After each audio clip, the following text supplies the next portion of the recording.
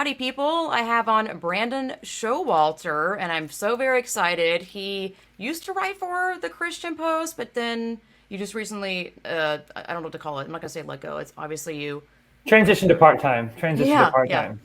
Yeah, I've known about your work since, I guess, March, the whole Women Pick at DC thing. I don't think I actually, was introduced to you or said anything to you, but you've written some amazing articles all about this transgender lie, and they're so profound.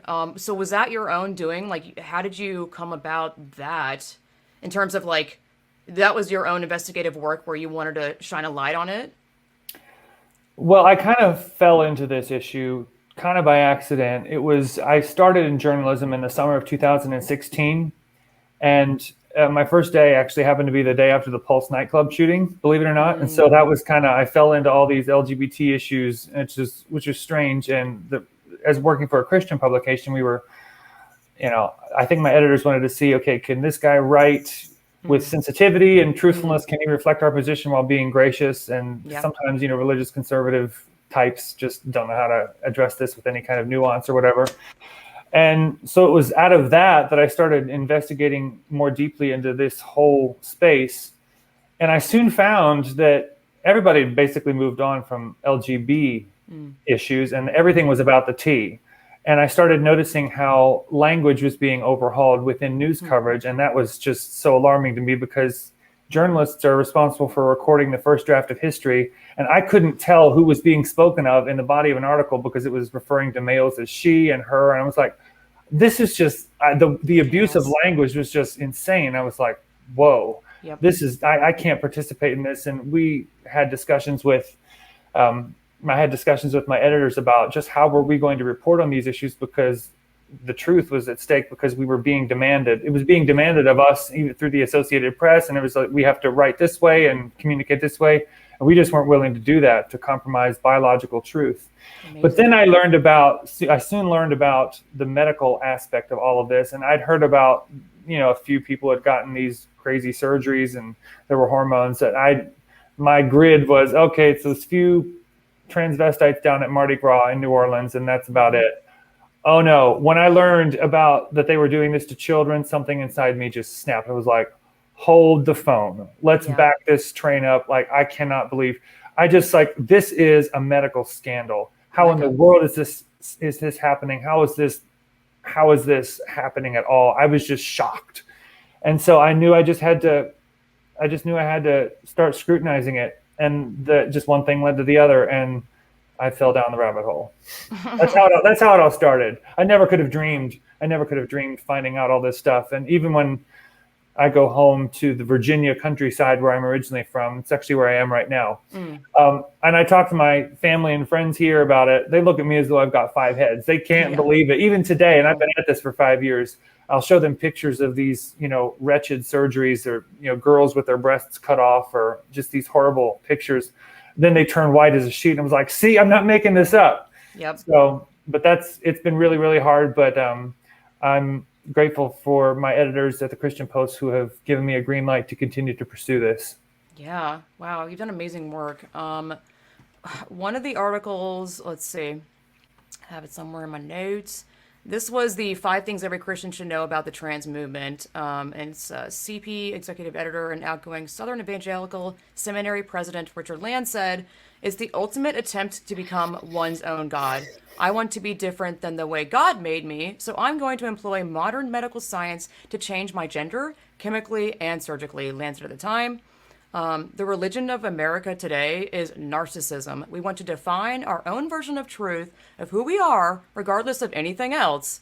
Land believes that a particularly pressing philosophical question that all Christians must consider today is, what is a human being? The forces at work within modern culture are self-centered. And that was so profound to me because I've been seeing this whole thing, I mean, obviously in a lot of angles, but in the spiritual angle is certainly that. Like, these, I feel like it's like almost like a demonic possession or something where you're like, oh, it's all Yeah. about me. I want to pick what I want to do. Me, and where they're their own gods and they just rule what they think that they're ruling their own life and their own body. And living their Mhm. authentic self, which is crazy. Like as if you need to change anything to be authentic.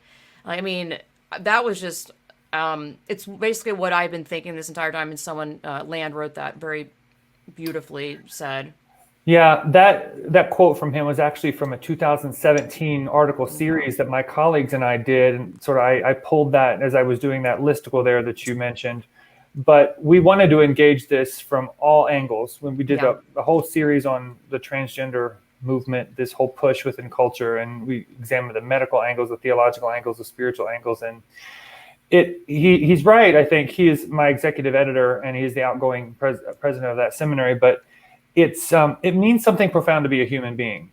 And what the gender identity movement does is overwrite the truth of the human person, and replaces this kind of Yeah. identity medicine uh, in place of the truth. And so in the narcissism point that he makes, I would also agree with. It's the epitome of the religion of self. Mm-hmm. And this, you mentioned, like becoming living an authentic life. It's like you are your body. Yeah. Your body is you. You get the Mm-hmm. body that you get, Yeah. and you can't change that. There's no. I mean, if you take a DNA swab of Caitlyn Jenner, you'll get an XY chromosome. That's Yeah. just science. And That's so yeah. you just start to unpack these basic things, and you realize just how insane this entire project is. But it is. I think especially given. I mean, as a Christian, I can say that when you're trying to change something as basic as the body, as fundamental as the body, um, I mean, you're trying to alter reality, and it never really works. And No. you can pursue all of this, but what does it yield in the end?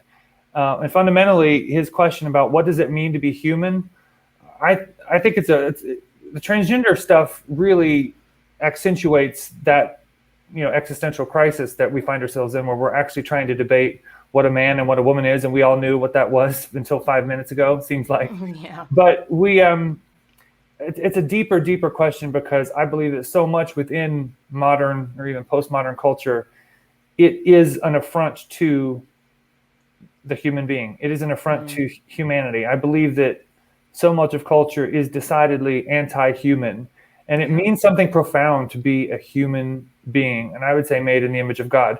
I mean, this does desecrate, I would just say, the image of God on a person, because I believe that every human being, whether or not they believe in God or know the Lord or not, Mm-hmm. every human being, secular, Christian, Buddhist, Hindu, you know,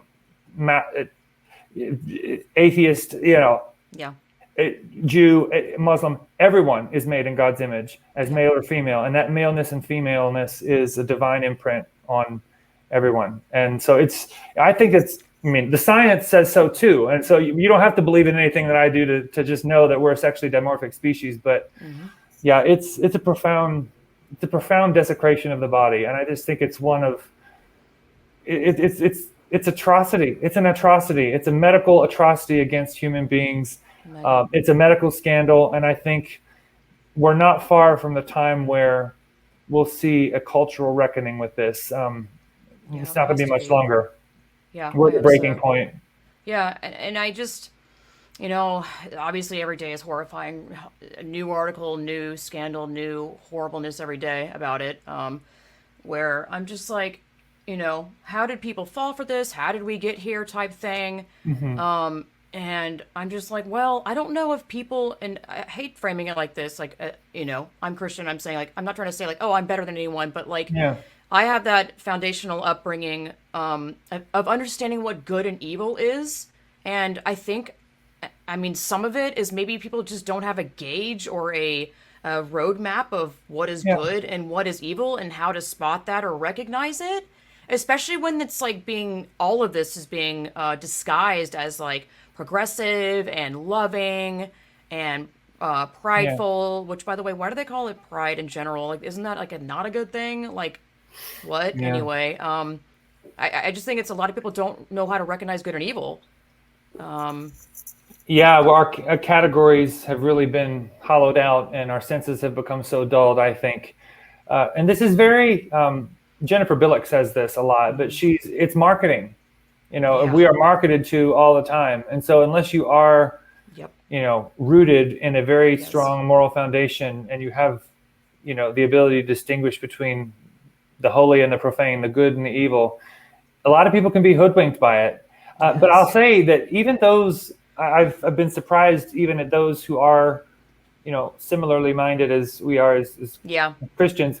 Yep. The weaponization of compassion and of empathy has been huge in this particular space I think it's their because, biggest pull. Like it's oh, been the easiest. because if this is Horrifying. if this is about a group of people who are genuinely suffering, they have some Mm, psychiatric issues, they're dealing with some mental health problems, why wouldn't you want to be compassionate of toward course. them? Of course, I am. I mean, I really do. And Yeah. I definitely believe that, especially gender confusion that happens, I think a lot of that does happen to people when they've been through sexual trauma or Oh they've been yeah. through some kind of horrible abuse. I believe the body can respond with some serious, severe gender confusion because of all that. And of course, I have such empathy and compassion for people in that situation. And there might be a lot more than we think.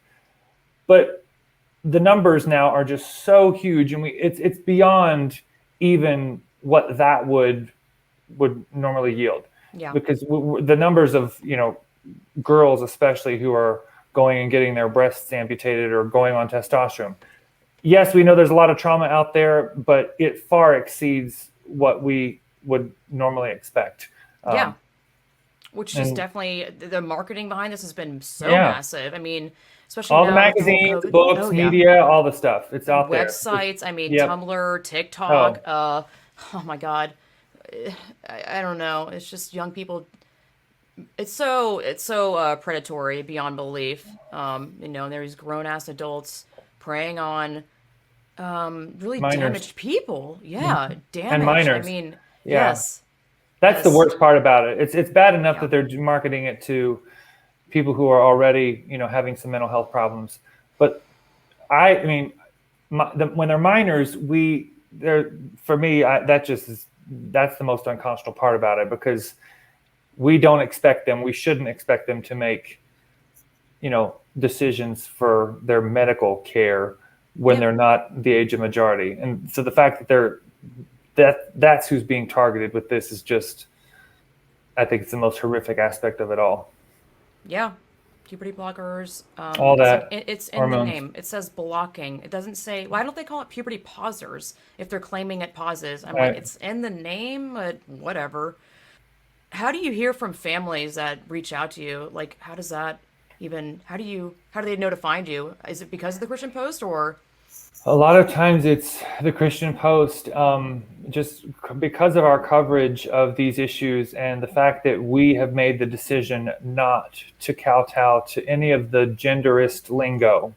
And we, Amazing. we won't Bravo. use we won't use preferred pronouns. We Which is don't do lying, it by the way. because that's right. Pronouns Confuses everything. It's it like, yeah, does. exactly what you said earlier. Like, what am I reading? It's just like, Yeah, you can't even tell. it's like Yeah. deliberate confusion. Sorry, go ahead. So, but we don't, because pronouns denote sex of the body. It's a clue to readers that, okay, we Yep. haven't bought into all of this. But then it just kind of gradually by word of mouth, and I started to get connected with this networks of online groups of parents who were dealing with this. And before you know it, I've met and interacted with, oh, I've lost count how many people now. And I'm hearing about groups of hundreds, even thousands of parents who are trying to navigate this as best they can, children of all different ages, and they are from red states, blue states, all over the country, even from other countries as well. I've Mm-hmm. gotten phone calls from Canada, UK, Australia. It's global. This Yep. whole movement to dissociate children from their biological sex. So it's just kind of happened, and what I decided to do that is really proved to be a good springboard is back in, I think it was 2019. Mm-hmm. I've been covering the issue as best I could, just tracking with the headlines and then offering commentary. I mentioned we did that 2017 series, which really sort of set the ball rolling. But I started, because I was hearing from parents on Twitter and online and emails, I thought I need to do a feature story about Mm-hmm. what it's really like. the other side of the story, because the mass media, the purportedly mainstream media, is doing plenty of journalistic work just talking about these parents who are supporting their quote unquote stunning and brave trans children. And I just knew there's another side that's not being told. So I need to hear from parents who have been through the meat grinder. And I soon got in touch with a few. And the first two was actually a mom and then a grandmother who's trying to fight this because her grandson is being transed. Those first two women decided to go on the record but use a fake name because they're just of concerns that they had. Then the third mother to go on the record has lost 2 children to this madness, and she did use her real name, and that's, I think you know her. Her name is Lynn Meager. And so it was her story of what it's really like to lose your children and to watch them harm their bodies and believe that they are actually helping their bodies, but it hasn't solved their problems, and the anguish and the pain that causes families, because there's not a single area of culture, there's not a single relationship where this stuff touches and it just brings ruinous, corruption and turmoil. It's really, it just devastates families and relationships and the professions. I mean, every profession, the doctors, social workers, counselors, therapists, teachers, I mean, everywhere you go, you find this stuff, and it's just driving families insane. It's driving children insane. People ask me, why are you so obsessed with this issue? Because maybe they're thinking that this is just about a few people who are dealing with psychiatric problems and need compassion. It's like, you don't realize how this is taking over everything, and reality itself as we know it is at stake. That's why it's a big deal. Yeah, exactly. I mean, this past Pride Month felt like the most aggressive. I don't know if it's because I'm in all this, like observing it and reporting on it, or what. I just feel I'm like still hearing from families. I'm still hearing from them every day. I mean, it just hasn't stopped. I'll get phone calls, or a friend of mine knows, oh, you need to talk to Brandon, and I point them in a couple directions, and then they get connected. I got a phone call from a father. I guess it was close to 2 years ago, where his son was taken to a gender clinic against his consent and wishes, and the therapist in the gender clinic says in the case notes, and I have these right here next to me, that this boy who's also autistic is both transgender girl and a lesbian. That's the insanity that's being sown. How old is that boy? The boy was 8 years old when that was told to him. That's so perverse. Like having an adult decide what is going on in a child's, like, I highly doubt the kid is like, I'm a I mean, I don't know. How can a boy be a lesbian? Well, I know, obviously, yeah. Sorry, that seems so obvious that I just didn't need to say it. My bad. But seriously, but that's the kind of nightmarish horror that these children are being told. These gender by supposed professionals. Exactly, psychologists or whatever you call them, where they literally, implant lies, and especially if a kid comes to a therapist, confused, especially, because all the crap they see on television, or the stuff they're being inundated with in school, to think about your gender, obsess over this, starting them young.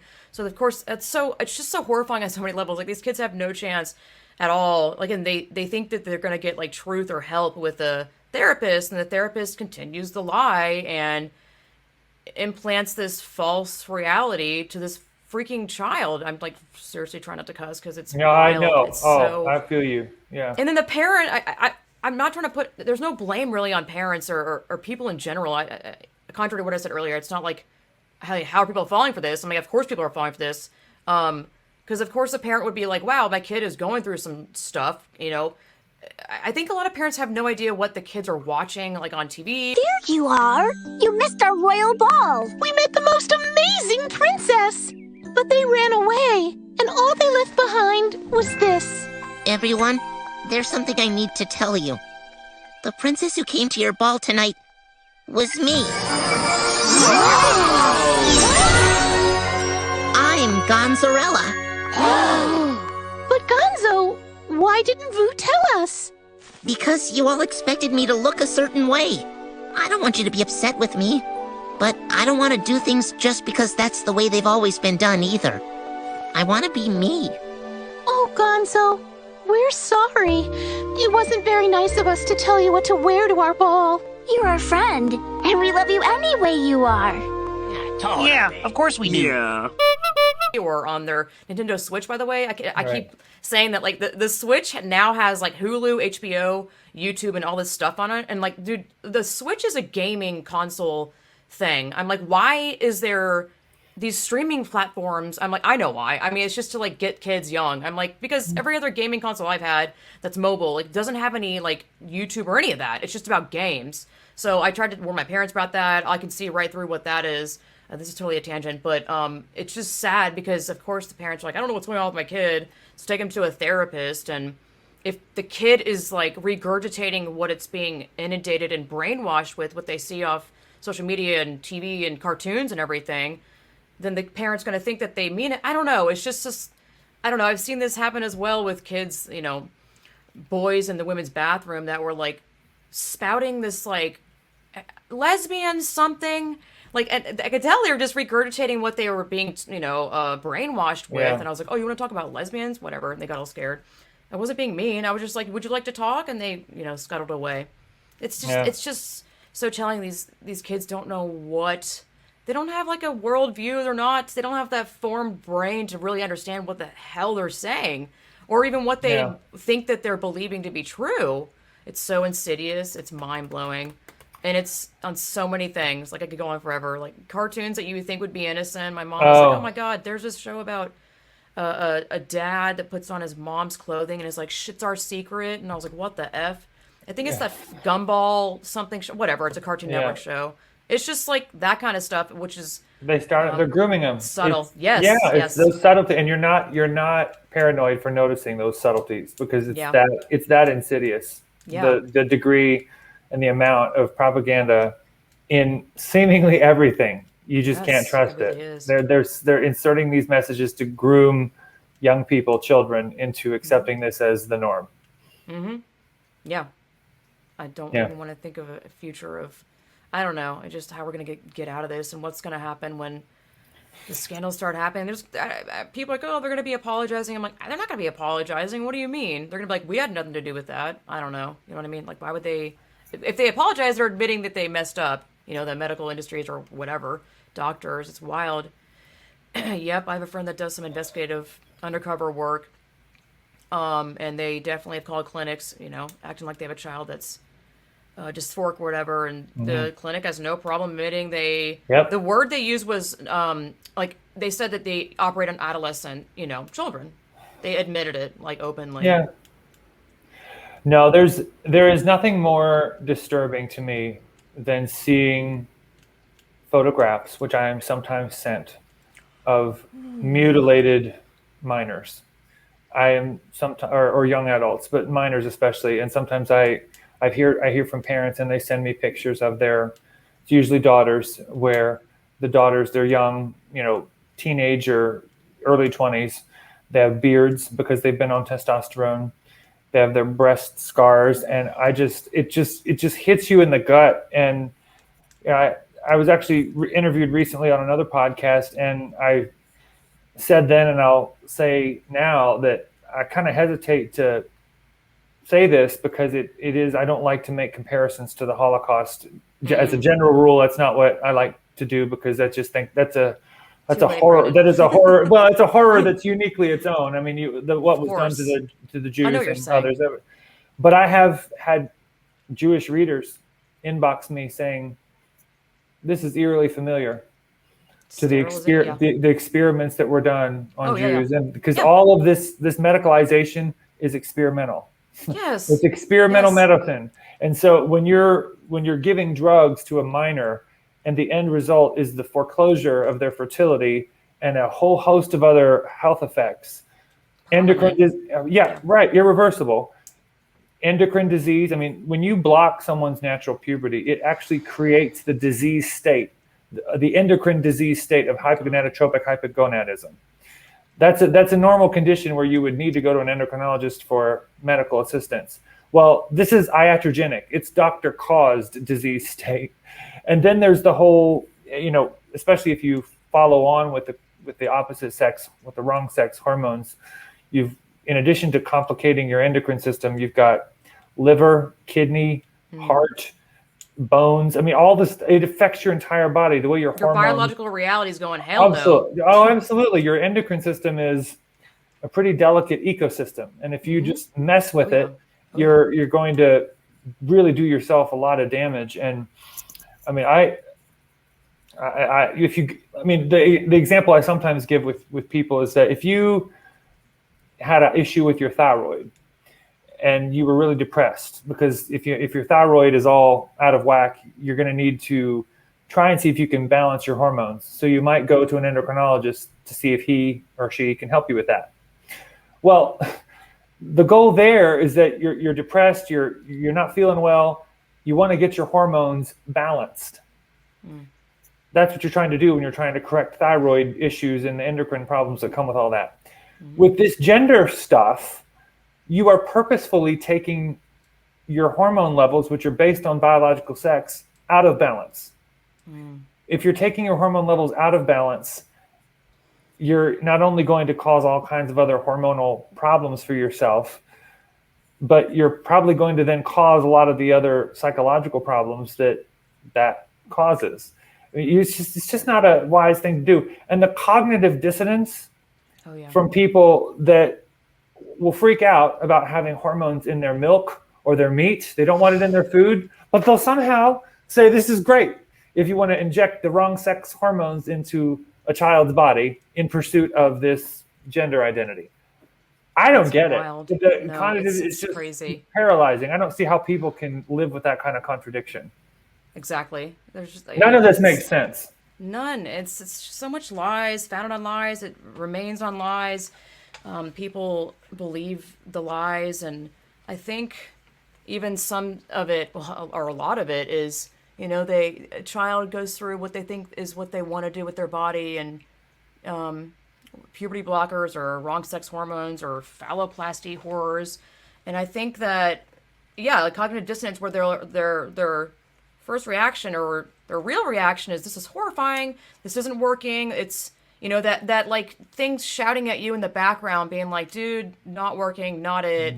But I think because you've already bought into it, and a lot of these people like boast about it on social media. Like this one woman I saw a couple weeks ago, this like huge chunk out of her back is missing. I mean, a severe amount, not just like a surface level of like skin being peeled off, but like scooped it. I mean, I'm like, you're not going to be able to stand up straight. I know.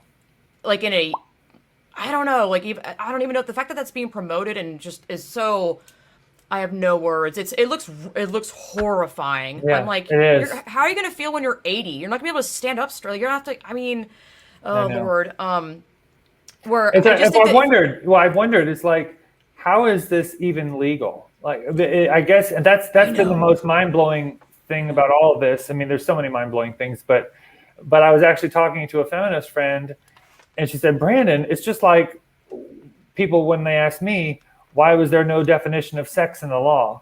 It's like, well, we never thought we had to define it. It's kind of obvious. I mean, nobody was confused about what a woman was when they weren't allowed to vote or serve on juries. Yes. Well, and it's the same is true with a lot of this gender medicine. It's because I guess under the banner of informed consent, they can just about do anything they want to do, and they've managed to find some kind of legal loopholes. And I mean, I interviewed a detransitioner who had his testicles amputated, and they've thought through every possible scenario where they can possibly face accountability or scrutiny, and they've closed the door. They're 10 years ahead of the public in making sure that that nothing ever comes back to bite them. They've closed every legal door, and insurance policies, medical system, regulations or whatever. If they've found if there's a weakness in where they would think that you can have some legal repercussions against them, they've managed to close the door. And it's stunning because they know what they're doing is wrong. They've had to cover their butts ahead of time so that by the time people realize what they're doing, they're able to escape. Oh, I've seen that countless in documentaries and some random Reddit post. This boy that was young teenager going off the rails, like her basically harassing the doctor that mutilated his body, inverted his penis. Where, oh Yeah. my lord, I saw the image. It's a gaping hole. I'm like, that's your intent. Like, what am I looking at? That's your fleshy red inside. Anyway, Yeah, it's terrible. Well, but like these kids are so mad that he's like harassing his doctor and like, yeah, they found a way to either not respond or now the kid's in the hot water because now he's harassing. So it's like, and then this other kid that went back to the clinic and they are like basically bodyguard being like, get out of here. You know, kids that are upset being like, I want answers, or you know, they figure it out after they've mutilated their body. What I was saying earlier is that like I think that these people, you know, like that woman with the flesh missing yeah. chunk, like it's not even Yeah, I a know. tiny It was bit. so It is good. It was so massive. ghastly. Yeah, God I saw it.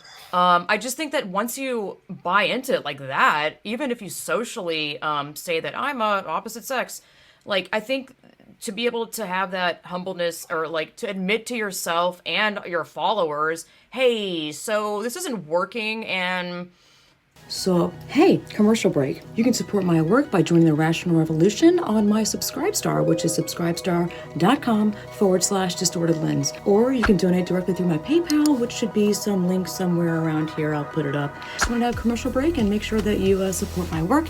If you enjoy the work that I do, if you get any sort of entertainment, any sort of education, and you just want to support my work, you can do that by doing one of the things I just mentioned. So, back to the show.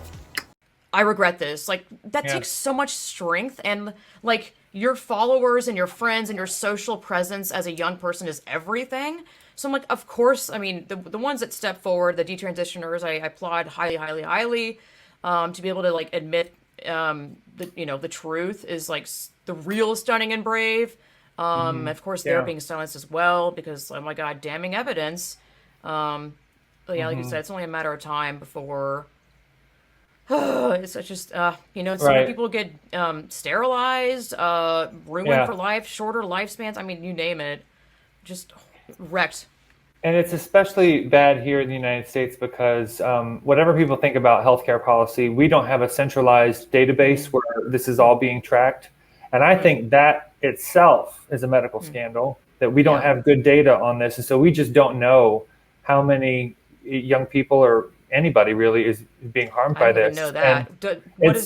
What is it called? Does UK have it? I'm imagining. They have with the NHS. They have the numbers are just tracked because of it's a centralized more. Okay, is that what NHS is? That makes sense. Okay, I'm like the National Health Service. Yeah. Okay. There's but because it's nationalized, it is there's statistics and there's other figures that they have tracked, whereas, and especially here, a big country, state by state, you've got different laws, you've got different systems, and so it's hard to find those figures. But I know investigative journalists who have tried to find stats and relevant data within this particular area of medicine, and they are, good investigative journalists, and they're told, don't ask these questions. They're given the brush off, and that, I just find that so disgraceful because that then tells me that there's something to hide. Yes. Just what are they doing and how many are they doing this to?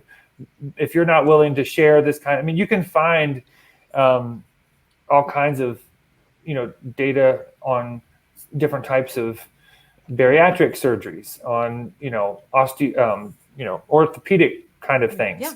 And you can find this. You have to maybe look a little harder. It's harder to find. You have to do some digging, but you can find it. Not so here. And I just would say to anyone watching who's following your channel and others, I think that what will turn the tide, I'm convinced, and I've spoken about this with people whose views are across the spectrum, is that if people, when they hear the word transgenderism, they can think medical scandal, that's when it will tip.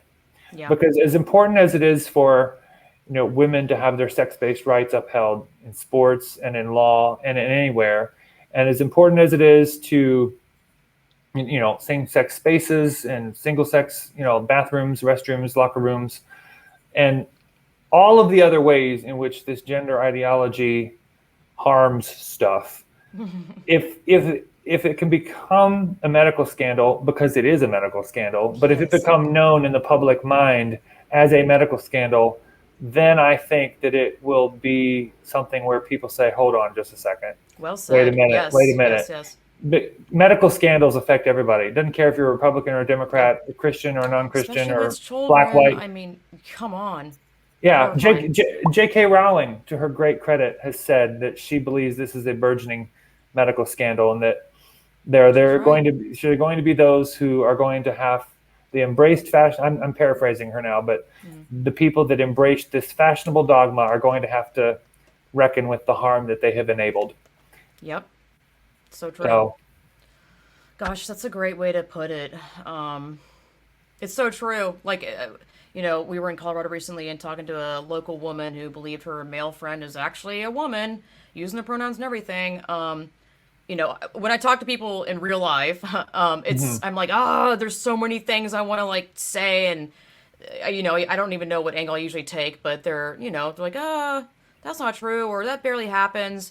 But the one thing that my husband chimed in and started talking about is that they're, convincing children that they're born in the wrong body, that they're born trans, or, medicalizing, right. That's when this one woman who believed her, I mean, she was convinced, or she really was, I could see her struggling because she was like, look at all these people around me believe it. I'm like, but shouldn't your thought stand on its own that you actually believe that your male friend is a female? I just thought it was really telling that she brought in like all these people that weren't actually around her. And I was like, interesting. Plus, she hesitated when I was like, do you think women can have penises? And she was like, well, and I was like, okay. Anyway, yeah. But what got her in that she was like, yeah, that's messed up. I agree. Is that no kid is born in the wrong body, and that no kid is born trans. I don't know if they're saying born trans, but it's basically that same thing. I was like, wow, that's interesting. And I think you're really onto something, saying that, I guess if you just bring up the hot points of it being a medical scandal, of which it is. Well, and the medical scandal is underpinned by that horrific lie that it's actually possible to be born in the wrong body. God. I mean, that it is actually possible to be born in the wrong body. Not that there's something wrong with your body, but that the body itself is somehow wrong. And that a self-determined identity claim about your gender is more important than the sex of the body as determined by DNA. I mean, your sex chromosomes affect so much of how you're treated. I mean, men can't get blood transfusions from women blood, donors because of the, compounds in it affects everything. And you're not going to escape the reality of biological sex.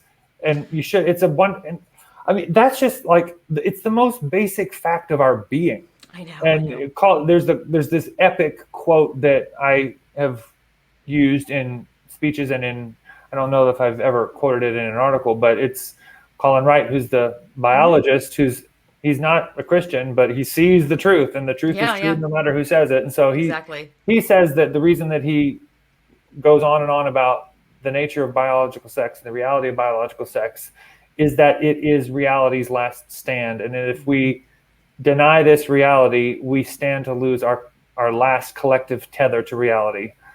That's a big deal.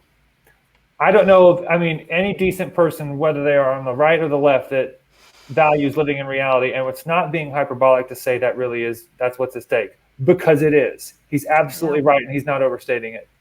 I know. You're not, that's not wrong at all. No. And, I'm like, I hate saying this, but I'm like, I feel like we're going to get to a point where half of us believe in reality and physical reality and whatnot, and then the other half is like, I can be whatever I want to be because it's in my crazy head and I just run with it. And I'm like, oh God, it's just like things that start on a lie, like doesn't just stay on a lie. It always like decline. It just gets worse. So like living in that delusion of believing you're a seahorse gender or unicorn or space, Saturn, whatever. I don't even know what the hell. It just so much, it doesn't do any good. And I'm all, this is hilarious. It's amazing that I didn't fall for this crap because I come from the costuming world, and I'm an artist, and my favorite color palette is literally a trans color. Okay, not those colors; those are like baby colors. Which, by the way, the dude literally made them because it's like a little boy and girl color. Also, anyway. It's fuchsia and blue. It's just crazy that I haven't fallen for it because I have great foundational stuff and I know reality. I don't know where the hell I was going with that. Besides, it just doesn't do any good. Like these men are being fed that yes, you are a woman and you're a lesbian or whatever, and then they go to like a gynecologist, and it's just people are continuing to lie to them, and they're lying, and it's like, but how is that helping if you have like prostate issues? Or, like, you know what I'm saying? Like, how is this going to help your actual reality? Reality is always going to remain and go, hey, still here. Like, no matter what you do to your body, if you get, you invert your penis, you get a breast job, you get facial feminization, whatever, and some, transsexuals look kind of convincing, but it's also on magazine covers where it's airbrushed to hell. Right. And I'm like, but you're still a dude, and I will still call you he, him. So many people are like, oh, that looks like a woman. Well, I'm going to say she. I'm like, seriously? Like, it's so disingenuous. Like, even the Sports Illustrated garbage is like, they say trans, but they don't say, it doesn't matter. People don't even know, a lot of the general public don't even realize trans woman is a man pretending to be a woman. They think it's a woman pretending to be a man. So, like, it's just, all of it is like chaos and mass confusion. That is another critical point, is that this entire project thrives upon the massive confusion of language, and that's our very means of communication. I know of no. I mean, ultimately, I think it was. I'm indebted. Well, there has been a lot of writing on this, but just as people are constantly trying to figure this all out, they keep sowing all this confusion and gaslighting, and so by the time people realize what's going on, they've moved the ball down the field. And so, but if you ever want to, and I am indebted to, I think it was Julie Bindel in the UK who has made this analogy. If you ever want to defend an injustice, or you want to further some kind of really gnarly, scandalous evil, the first thing you always do is rename it. And the example that I think I heard Julie Bindel give was, can you imagine if the plantation owners in the antebellum South called the slaves assistant planters? So it can make it tamer. So, but what do we have now with this medicalization of gender? It's gender affirmative care, not, mutilation or sex change or transsexual is now transgender.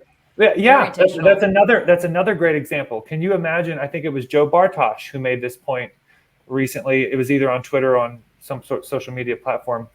Where this idea, can you imagine having a transsexual 4-year-old? No, that sounds like a fetishy kind of psycho crazy, a transsexual 4-year-old child. But people talk about, I knew my child was transgender when she was 4. It softens it up a little bit. It obscures the reality of what's really under assault here.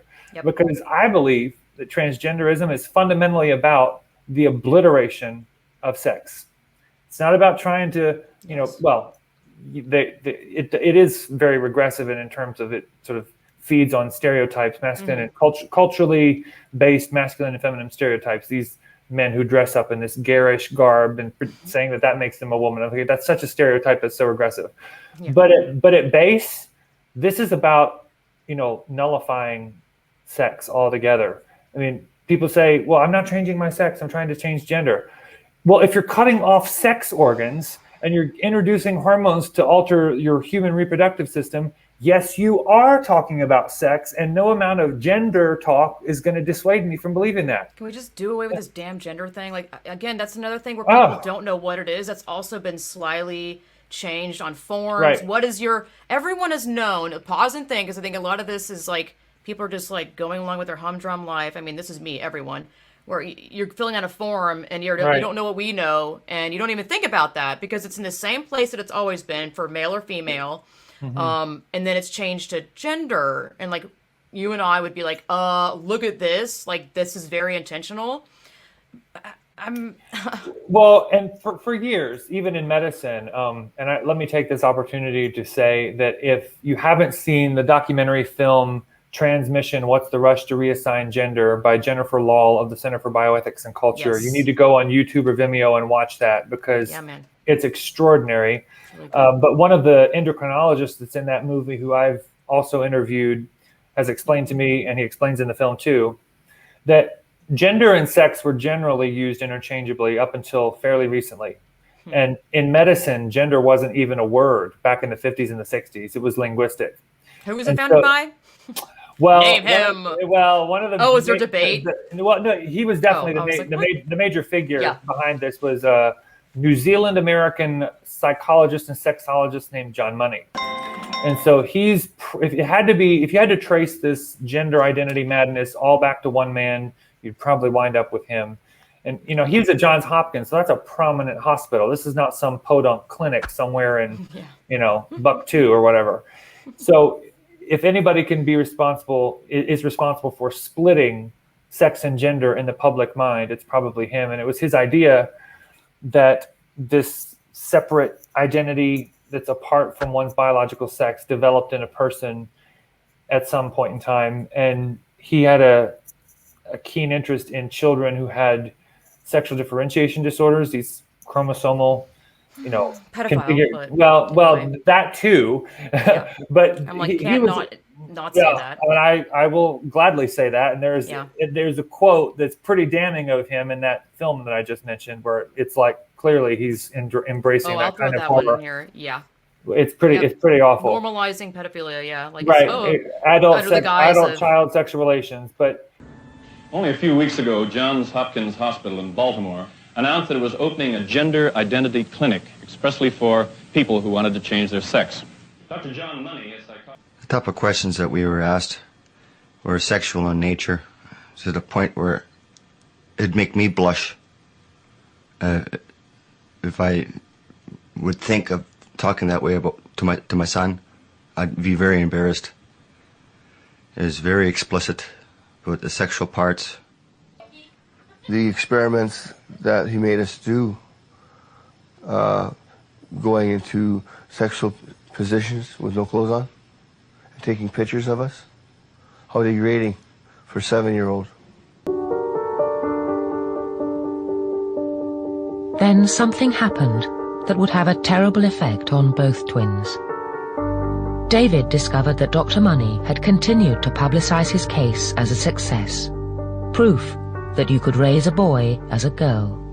I was appalled, disgusted, and angry when I heard about it, because it was nothing further than the truth. You're always going to see people that are going to say, well, the Dave Reimer case could have been successful. I'm living proof, and if you're not going to take my word as gospel, because I have lived through it, who else are you going to listen to? Who else is there? I've lived through it.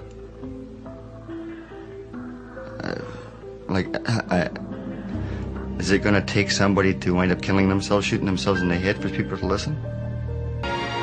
On May the 4th, 2004, 38-year-old David Reimer left his parents' house for the last time.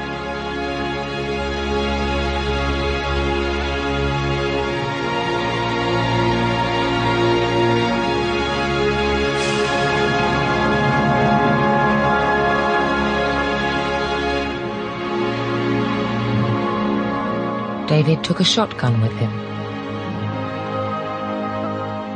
and killed himself. Social adjustments and hormones that you could maybe help them. But what he and we all found out was what he was really trying to do was change their sex. And that's, of course, impossible. Yeah. And that was all. His operation was eventually shut down. But in recent years, it's been reinvigorated amid this cultural push toward all of these gender identities. And to give your listeners an idea how quickly this has spread, it was 2007. There was one pediatric gender clinic in the United States, and it was in Boston. Norman Spack was the guy that really engineered that operation. And it spread like gangrene. I've lost count. I think there are hundreds now. What's her the website? Gendermapper. Is it? What's her website? I can't remember. I'm not sure. Genderabuse.com? Yeah, I'll put it up on the. It's exploded, and it's just beyond. I mean, and Dr. Van Meter told me that it was. I think this is in the Lupron article, which I know you're going to list in the show notes, the description box. But this blew my mind. He was at the 2006 combined session of the American and the European Endocrine societies. There was this combined gathering of endocrinologists from America and Europe. And apparently SPAC, this guy up in Boston, gave a presentation there about all of this gender nonsense. And Dr. Van Meter's watching this and thinking, oh, what in the world? He told me, you know, I wasn't in a position where he could raise his hand and say, excuse me, where did you make up all this crap? Yeah. That's literally what he thought. Yeah. But then thought that, well, this is just a random crazy person. This is not going Right. to go anywhere. Oh my God. Oh no, he was wrong. Little did he know that he would then set in motion this entire push, and then the endocrine society's guidelines have been rewritten and then rewritten again. I think in 2009 and 2017, they've gotten even more liberal to the point where they're even not prioritizing psychological counseling for people who are distressed about their gender. So it's all just the activist has just seized control of this, you know, this endocrine body, and he's the one that gets antagonism, and he and his other endocrinologists who dare to say, no, emperor has no clothes. Yeah, it's crazy. I'm not surprised that. I mean, he's definitely right, because when I wrote a feature story about a detransitioner, the one I mentioned earlier, who had his testicles amputated, I reached out to the Endocrine Society. I said, "Are you all doing any kind of research into detransitioners, or is there any kind?" I think I asked another question about how the marketing of these surgeries is presented to vulnerable people, and I got a little humdrum response that you actually got no one was available to speak. So, and they referred me to their guidelines. And I mean, this poor detransitioner who got his testicles amputated wound up ejaculating blood. That's the kind of that's the kind of state he was in. He was absolutely just brutalized, and his hormones all out of whack. I've never heard more torment from a singular person than this guy, and it was absolutely horrible. But that's the kind of thing that is resulting from all of this. It's radio silence. The same thing. I've gotten that too, where they're like, "Sorry, can't email talk this today." other person." I'm like, "But I'm going to you for help because you're Patreon help." They're like, "Email." I'm like, "I'm going to you because they're not responding to my emails. I emailed them 6 times, being like, what am I posting that is, you know, hate speech?" And the language they use was super interesting, which also I was like, what? They said I was posting segregational content. I was like, what? Just the way they're framing all this, like me living in reality, the dictionary definition of a woman is like hate speech. I just don't also understand why they're not like, you know, TRAs or whatever. Why aren't they burning libraries? Like, why aren't they going after the book itself? Well, they are. But they are going after certain books. I mean, it's been astonishing to see the rage directed at Abigail Schreier's book, Irreversible Damage, up in Canada and other places where, I mean, people just go nuts over that book. And it's the most measured, even-handed, you know, take, and very powerfully written, I think. But they cannot handle the truth. Yeah, of course. They freak out and they want to shut it down immediately, obviously, because truth is what is going to break this thing down. And what is I guess the wedge in their crappy house of cards. Not even, I mean, it's not going to work. Like, it just doesn't work. There's so many angles to come at this with like genuine questions. And if something is true and real, then you shouldn't feel threatened by just having questions. You know, I think having questions about anything is important, and having a discussion, being open to a discussion. If you had strong beliefs in it and you knew you weren't doing any harm, then you'd be like, yes, I'll be happy to answer that question. But obviously, what you said earlier as well, them not saying, or, you know, this half-assed, barely unanswered thing is so telling. And I've heard of that with schools too, you know, parents wanting to find out what exactly they're teaching in schools, or like who they're having come to their school and speak about this. And they're hiding all that and not providing that to the parents who have every right to know, deliberately hiding. It's so that, I mean, I keep saying this is the most awful thing, but because there's just so many awful things within this movement. But the schools have essentially created, and the gender activists have created a pipeline from schools to these clinics. I mean, Predatory yet again. Get them when they're well, get them when yeah, they're learning in and from a school. place of authority, you know, you're maybe your grades can be manipulated, or there's teacher or guidance counselor pressure to do these kinds of things. And I'll tell you, one of the worst stories I've ever heard of a young girl that got mired in this. I think her starting point going down this route, and this girl, like, got her breast amputated, heavy testosterone use, uterus and ovaries cut out, and she got the phalloplasty surgery, you know, surgically de-sleeved forearm to make a penis. Like, she did the whole thing. And she's 21 now, I think. This all started when she was 14, I think, 13 or 14. So this is like within the last decade this all happened. And it was in a gay straight alliance club at school. That was the starting point, one of the very starting points of the brainwashing. Yep. And now she's just in a very, I've seen pictures of this poor girl. It just sends me into horror and apoplexy, just what they've done to this gal.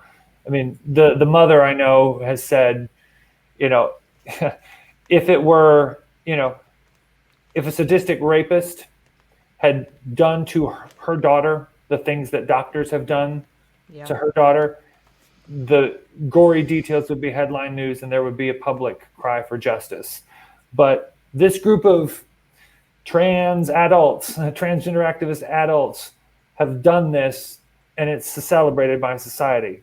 Mm-hmm. And, you know, it shouldn't, just because you have MD after your name doesn't mean you should be respectable. If you're harming people and you're destroying bodies, you're a disgrace to the profession of medicine. Oh, yeah.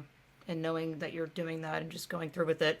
I've definitely heard stories of GNC Centric with Benjamin Boyce interview. It was super telling. Like, she told her whole story about, you know, the predatory older transsexual males preying on young girls and this like LGBTQ like community meeting group weekly thing, I guess.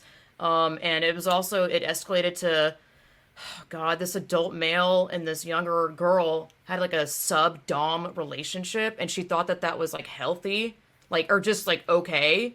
Just so, and she was also silenced constantly because she's a woman, and she spoke about her menstrual cycle, and how dare she speak about her truth in her life because the fetishy men are jealous that they don't. It's just like, oh, they frame it as, I'm offended that you get to have that. I hate using that language, that privilege of being a woman, and where they don't have that because they're an obvious male. It's just like, it's so crazy.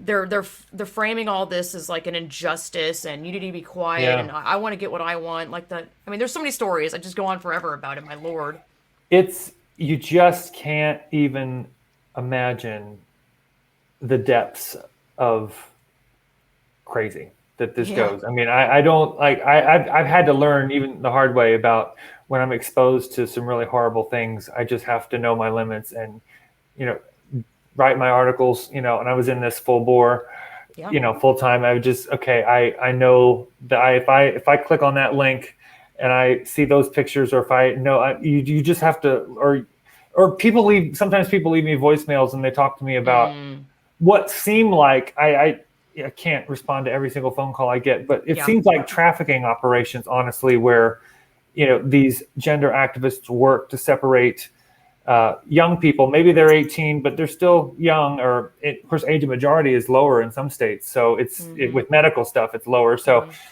but they separate these young people from their parents, and they've become there's this little cult-like thing going on. And these parents call me, and there's like, if my child was 1 year younger, I could say that they've abducted her. But because she's 18, there's nothing I can do. Glitter and family. It's exactly like that. The cult dynamics are so similar. Massive, yes, undeniable. So many cogs in this like evil wheel of, I don't know, Trojan horse thing. What was I gonna say about that?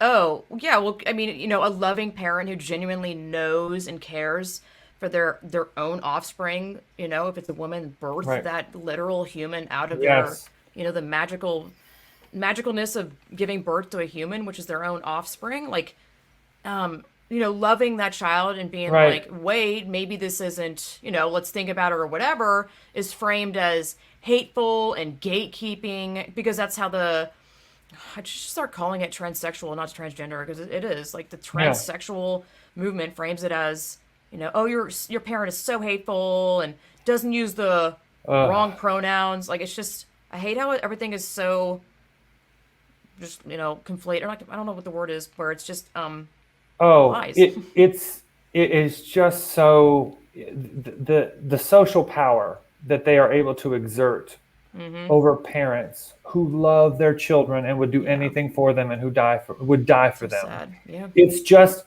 and I think that's probably been, you know, it's nipping at the heels of seeing these horrible, you know, brutal surgeries, the carnage of that. But seeing the parents, I back in, I think, early 2019, there were a bunch of moms that came to, you know, DC where I'm based, and I met with several of them and had dinner in my house and just, you know, talk about, you know, journalistic work on the subject, how I can be of any assistance to report their side of the story. And, you know, but you know, unlike when you have a child who has died, there's a grieving process. These women sometimes live in, you know, progressive areas where if they're not supportive, they're seen as bigoted. They're ostracized. And meanwhile, they are in excruciating agony. Yep. And I have never heard such horror and anguish and pain as I have when I get phone calls from these, mostly moms, but some dads too. It's just off the charts horrible. I can't even, I've said this before many times, but it's really true that, especially for that one night when I had those moms in my house because they've dealt with this agony. Yeah. I will never forget this. It's like a 1,000-foot stare. These moms, they're exhausted. They're disheveled. Yeah. They're just trying to, as they are forced to watch the slow motion dissociation and disintegration of their own offspring, of their own children. They are just trying to hold it all together, doing the best they can. I can see their faces every night, like right before I go to sleep. It's like right there. It's just, people don't know the suffering. It's absolutely. I'm a journalist. I work with words. I stumble and I stammer for words because of how awful it is. It's just the worst. I can't think of anything worse, man. Like, yeah, it's there was this old video that Posey Parker Kelly posted of some like Channel 4 propaganda thing, framing it as like a loving thing. You know, the mother is now a male, and or you know, says that she's a male, and the kid gets in the car and is like crying because she picked the kid up from school, and she's like, "What's wrong?" And the kid's like, "Someone made fun of me today and said my mom is dead." Like, this kid is like. And the mom is just like, "Oh, sorry." Like, I mean, there's so many, you know, awfulness about all of this, but that dynamic is, you know, equally as horrifying. A selfish parent doing whatever they want to do, and not even like understanding like how horrible it is. I mean, basically, the parent is dead. There is no mom anymore. Like, it's that's what that kid believes and knows and sees.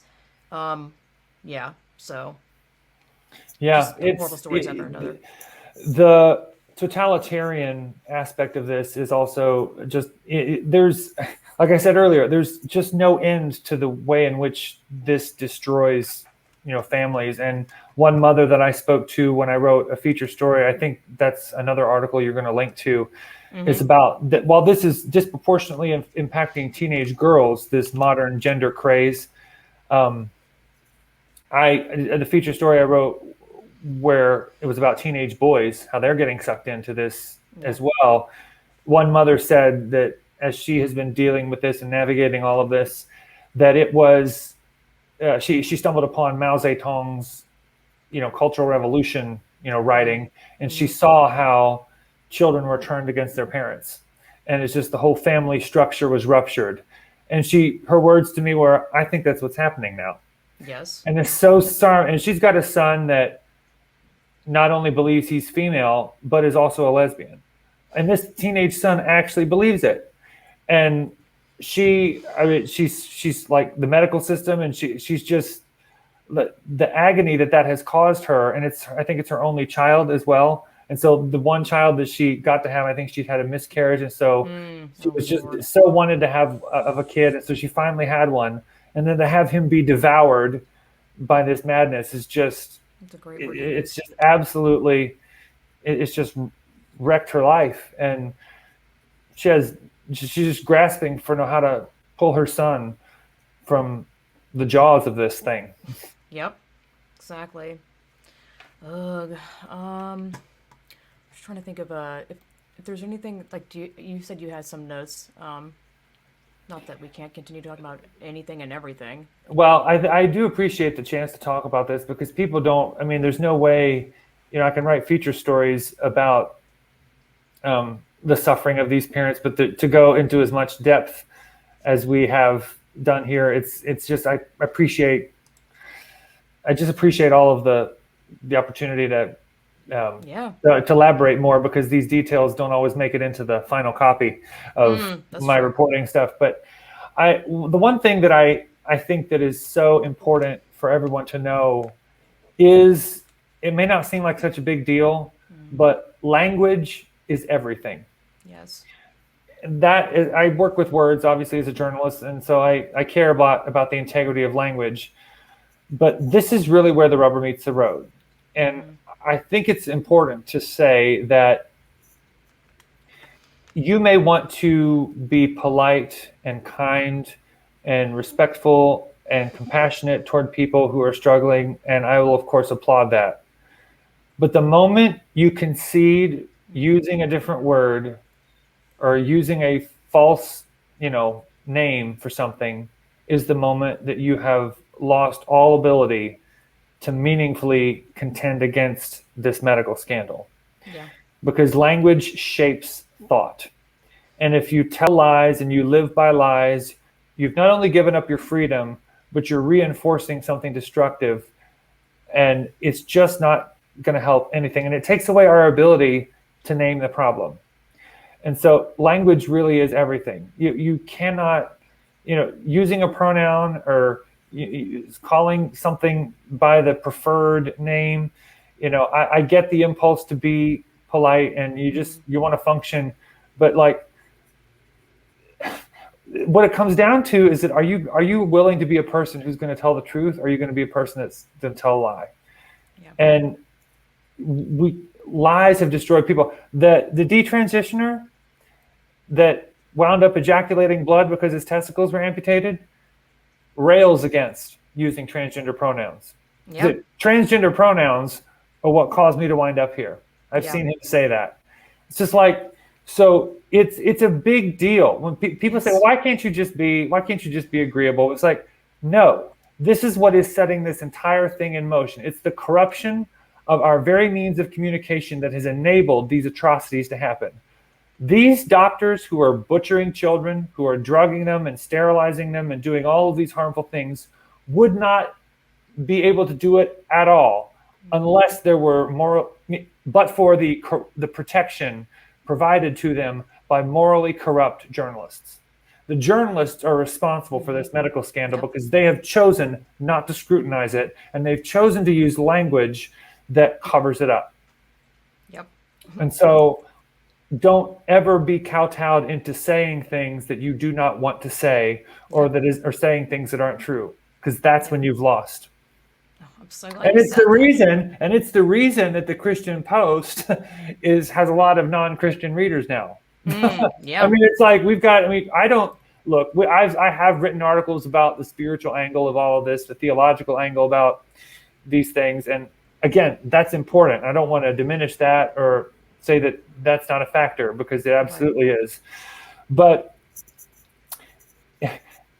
if you just speak with plain truth, a lot of people appreciate that, regardless of what they believe spiritually or politically. I've had atheists and people who don't agree with me on many things tell me I just can't stand all the crazy. I can't believe I'm reading the Christian Post, but it's like, you guys aren't kowtowing to this, so I appreciate the fact that I can get honest information here. I know I'm not being gaslit into some kind of insanity.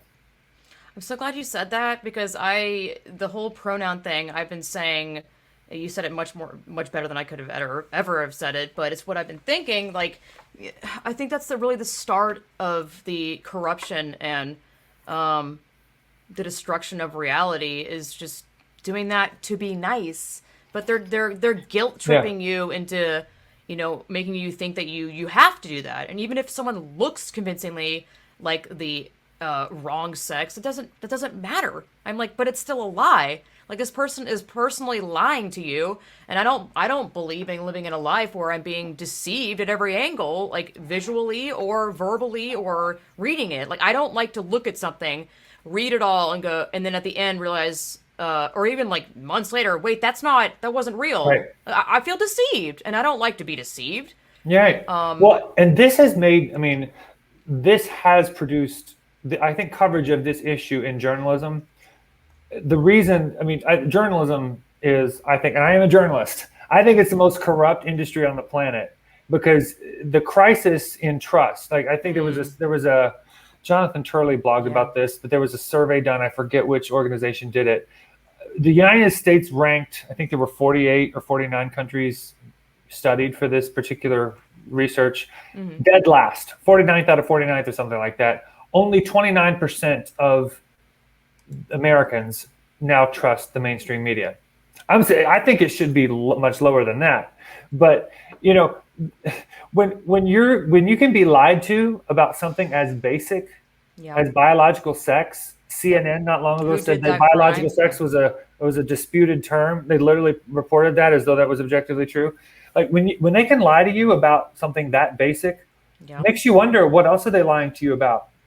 You know, I don't blame people. Like, I am not one to sort of go on and get conspiratorial and fall down rabbit hole. I mean, I fell down the gender rabbit hole, but like, I'm not one to sort of go in that direction and get loopy. But in a way, you can't blame people, because if you can lie to them and make them believe that some women have penises, you can lie to them certainly very easily about something that's much more complex, like epidemiology or the intricacies of geopolitics and foreign policies. Like, who knows how much we've been lied to? I mean, these media agencies have such a grip on the public mind. I mean, a lot less now, obviously, since only 29% trust them. But I, especially being on the inside in Washington, D.C. based, you know, media and journalism, I don't blame people at all for, you know, the same people saying trust the science when it comes to, you know, the shots and the other things coming out are the same ones saying that men can be women. So people, but look at the damage that has done to our society. There's such distrust caused when you're just lied to all the time. People want to be able to trust that what they're hearing from people who you think they've studied for a long time, they've got degrees and they're educated in their profession, that they're actually communicating honestly and truthfully.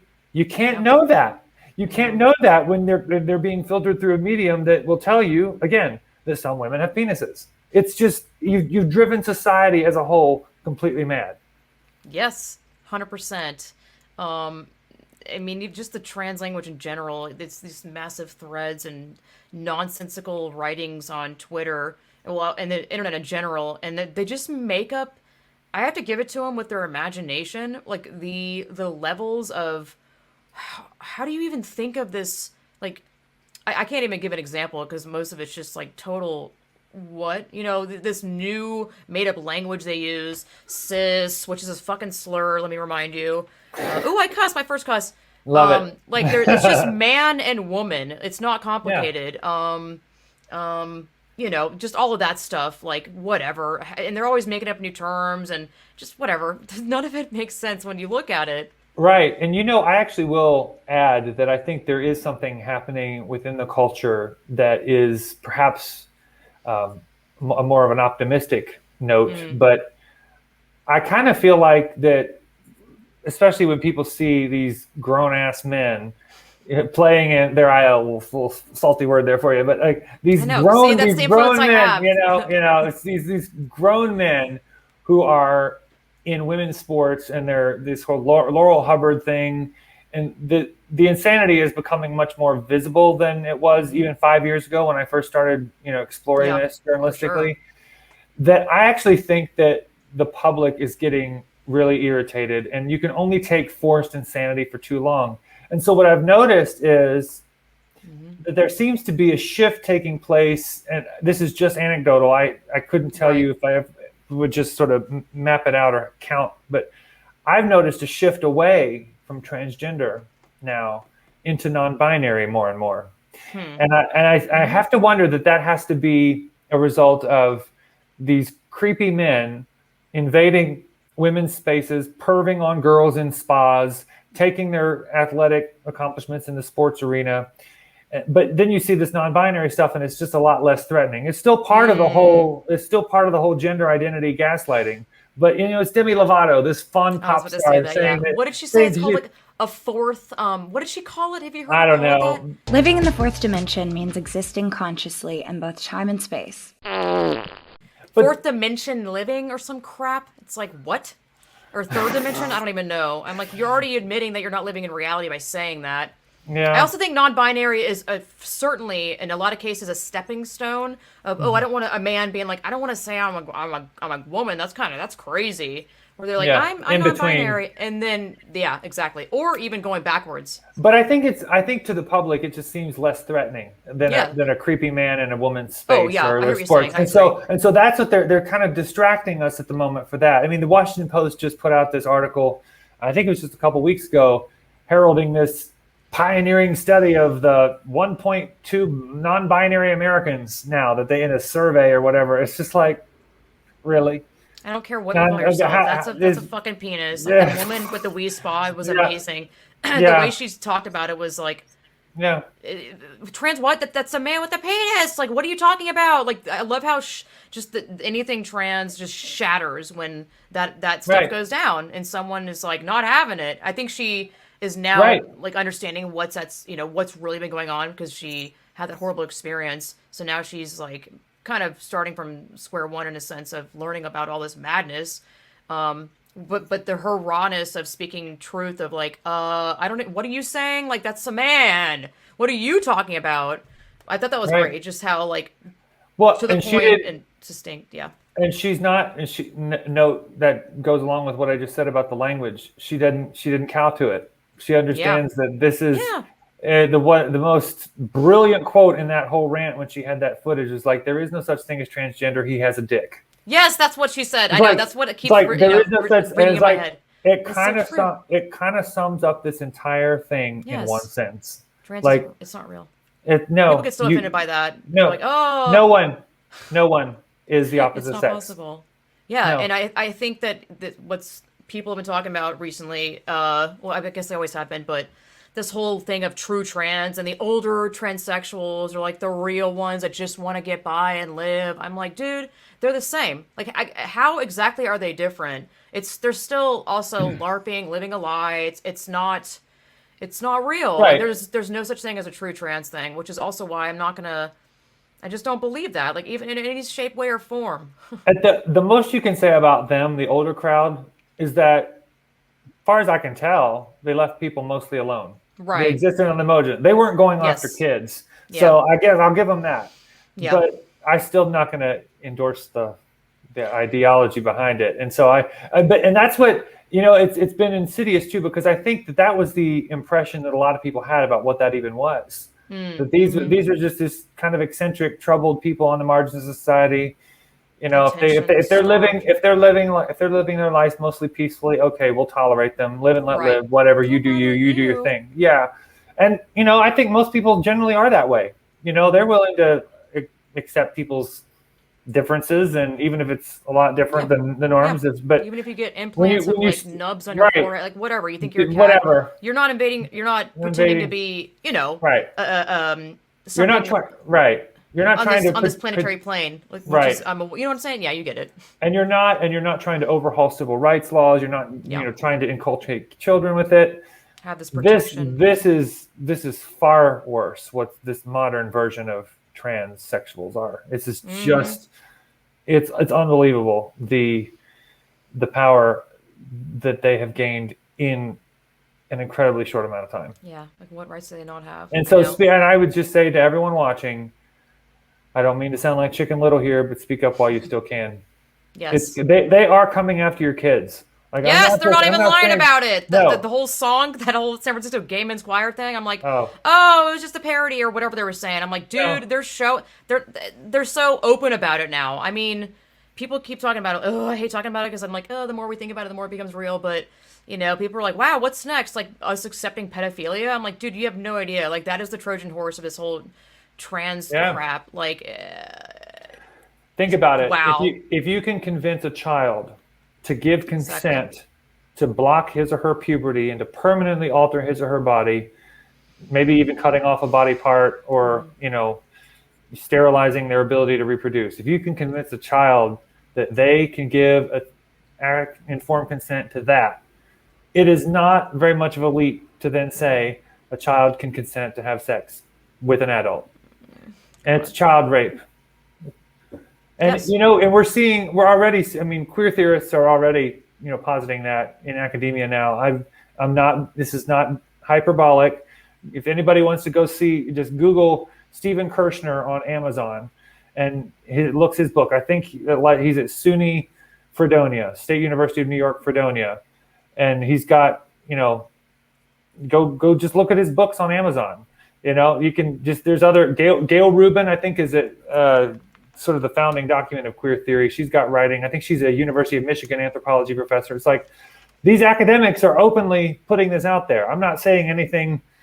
It's just, it's there. This is public information. So they're writing this, and we ignore it at our own peril. What are they writing? I'm going to look it up later, but I don't even think I don't know. Oh, I know the answer, but. Well, the Gail Rubin writing that I actually posted it on Facebook recently was just talking about the erotic orientation of boy lovers, and that those who try to shame them they're actually victims, that the boy lovers are victims of a persecution. And I think Kirshner's book was Adult Child Sex and Pedophilia. And in that, if you can even preview this on Amazon, you can read the previews. He compares the revulsion that people feel towards, you know, pedophilic acts, between adults and children, to the revulsion that some people will have when they watch obese people having sex. I mean, the kinds of moral, you know, and they claim that, oh, they're just analyzing this. We're just studying this. I'm like, no, oh my God. No. That's how they do it. They just pretend that this is open inquiry, academic freedom. It's like, no, you are furthering perversion, and you're trying to groom the masses into believing that. Yeah. Oh yeah, no, they'll allow that, but they will shadow ban Abigail Schreier's Irreversible Damage and outright ban Ryan Anderson's When Harry Became Sally. Yep, and how it works. The adult human female dictionary definition on Etsy got, you know, yanked from, you know, my store. Mm-hmm. But yet they have like disgusting, I hate even saying this stuff, like daddy's cum bucket, or just like just disgusting, like, and also kill turfs, which is whatever. I'm not gonna say, you know, all that stuff lies. You say you hate saying that, but here's the thing. I am as descriptive as I am when I talk to people about this, because unless people are jolted out of their stupor and they're actually forced to confront the nitty gritty of what's happening, they are never going to get it. Because we have got to get over our squeamishness. When you realize that that 13-year-old, I've even seen evidence of a 12-year-old girls are having their breasts sliced off. Yes. They are absolutely amputating. They're butchering bodies. Mm-hmm. This is not surgical care. This is not gender affirmative. No. You know, sir, this is absolute barbarism. And unless we describe it in the exact language that it is, here I go with the language again. Yes. People will never get it, and it will never stop. Keep speaking the truth. Yes, shine that light on it. I mean, the phalloplasty thing, when I saw that, I got extremely queasy. Yeah. I felt like I was going to throw up. I started crying. I was like, and there's this whole girl's, you know, one example of this woman's YouTube. She does it because, I mean, it's like a Kardashian effect where you just can't stop watching it or looking at it because it's like horrifying. And they're providing this, you know, horrible, you know, it's like negative stuff that just shit there. You're like, what is this? And it's like a circus freak show where you can't stop looking at it. And this woman's YouTube is all about her phalloplasty journey and like how awful her arm sensitivity and like all this. She's having to go back repeatedly in San Francisco, by the way, to get it like fixed. But like she keeps putting these videos out. It's clickbait. Her entire channel is that identity thing, which I've also seen people that are like a woman that believes she knows that she's a woman, but still calls herself a trans man, and her entire channel is trans, trans, trans. I'm like, I know you're doing this because it gets you clicks, and it's your whole online persona. And you get a lot of likes, and you feel like people want to know more about you and your transness. So I'm sure that person, for example, can't fathom dropping that, because it's garnering all this flow of what they feel is attention, which is also bullshit. It's the internet. It's not real. And that ties back into sort of the spiritual component we were speaking of earlier. But this is an entire quest. The marketing of this horrible medicalization and surgery and all of this stuff is marketed to a generation that is just desperate for a sense of identity. And with the secularization, I think, of society, it's like there's this huge this loss of your sense of who you really are. And so this gives people this false sense of an identity. Yes. We can't underestimate that when we're trying to raise young people and children, we need to just affirm that who they are is good, that there's nothing wrong with their bodies. It's like you need to instill a healthy sense of identity, because that's what this capitalizes on. Yes. You mentioned Kelly J. Keene Minshall, who put out a video recently, and you speak of the phalloplasties. Like this, however many follow-up operations that this person, whoever you were talking about, had to have on that journey. Multiples. She had Kelly J once spoke of a woman and she shared the picture of this Instagram account where I think it was, I don't know if it's the same person in San Francisco. Sure it is. She had 31 follow-up surgeries on her body after she got her arm surgically de-sleeved to make the penis. But then, I mean, I don't know. This was probably 2 years ago now that she shared this. This was before Kelly J got kicked off Facebook for daring to tell the truth there. But this woman had to have, because of how they cut her up downstairs, I think it was an ileostomy bag, and she was forced to urinate through her anus. Oh my God! Because of how they butchered her down there. Like, that's what this does to people. 31 surgeries. Yep. Somebody's making a lot of money. Yes, exactly. Like who are we? Like, just what are we endorsing here when you say that you're for trans rights? Like, because this woman can't pee normally. She's got it coming out of her bowels, and she's maimed and butchered. And like, you call this life-saving healthcare? I mean, the gall of people. Yep. Yeah. This is the medical scandal of the century, if not the age, because unlike previous medical scandals, this one it's socially sanctioned and celebrated, and you're rewarded if you participate in it. Yes. Oh my God, I feel like there's nothing even to say to that because you're so summary of it all is wonderful. I mean, that there's this whole subreddit. It's called like, I hate using this language because I hate calling it neo-vagina because it's a fucking hole. It's not a vagina. Yeah. It's nothing vagina related, but they call it that. But it was like neo-vagina disasters. That got banned. Like, there's so many things still happening today. They have to suppress the truth. Yeah. Yes, constantly. And it's one of those things that most people don't screenshot it or even report or comment or look, I got banned or this got suppressed, whatever. I mean, a lot of people do actually, but people also really don't understand the amount of suppression of truth online. I don't expect them to know, but it's constant. And the suppression of truth, and it's concurrent with the constant drumming of lies. If they lose, I mean, I thought that it was very illustrative of if the trans activists can't control the narrative 100% of the time, they absolutely go ape. I mean, I think I read, don't quote me on this, but Leslie Stahl in the 60 Minutes episode some weeks back, which dared to have 7 minutes of detransitioners talking about their concerns.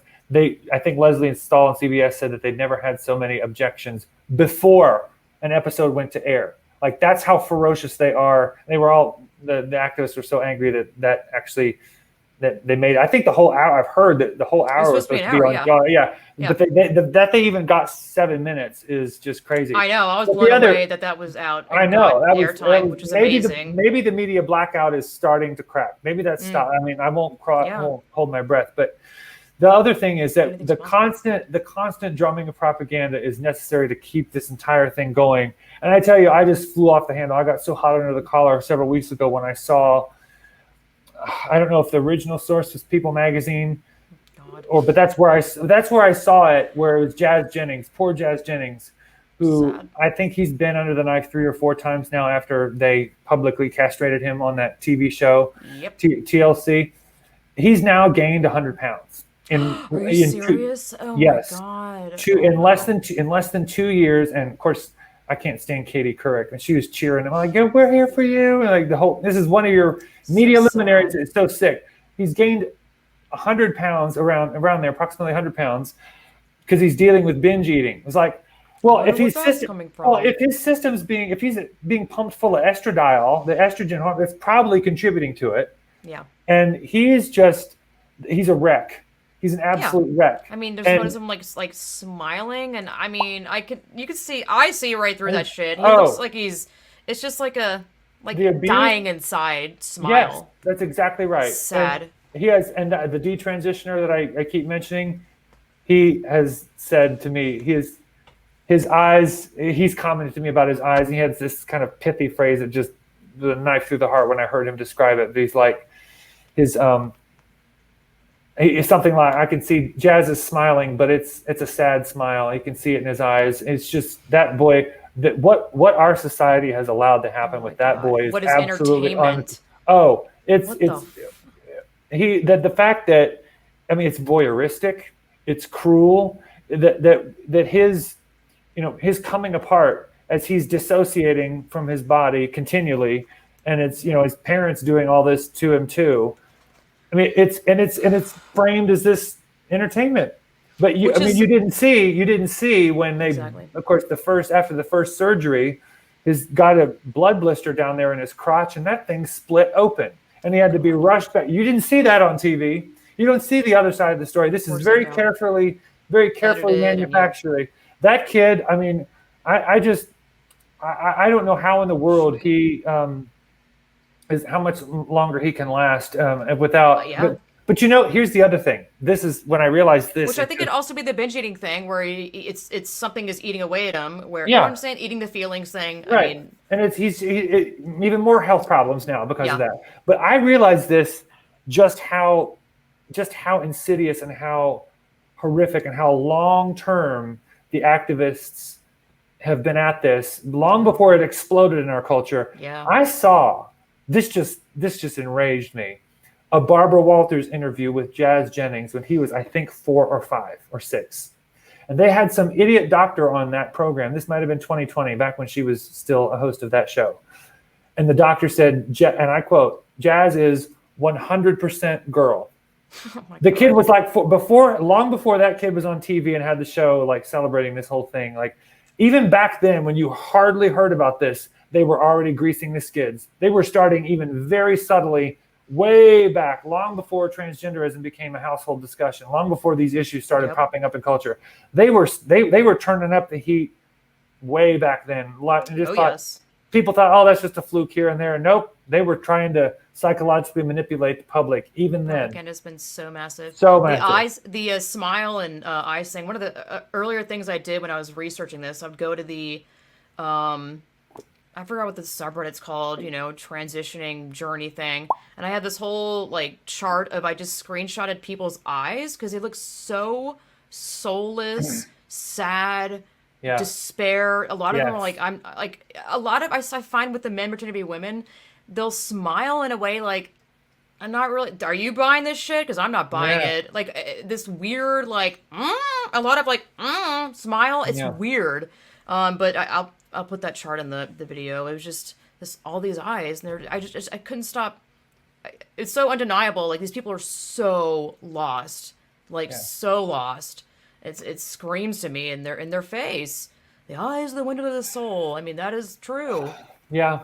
And maybe I can sort of conclude on this note, but I will say that I genuinely do believe, as a Christian, that this will not last much longer, because Jesus loves children.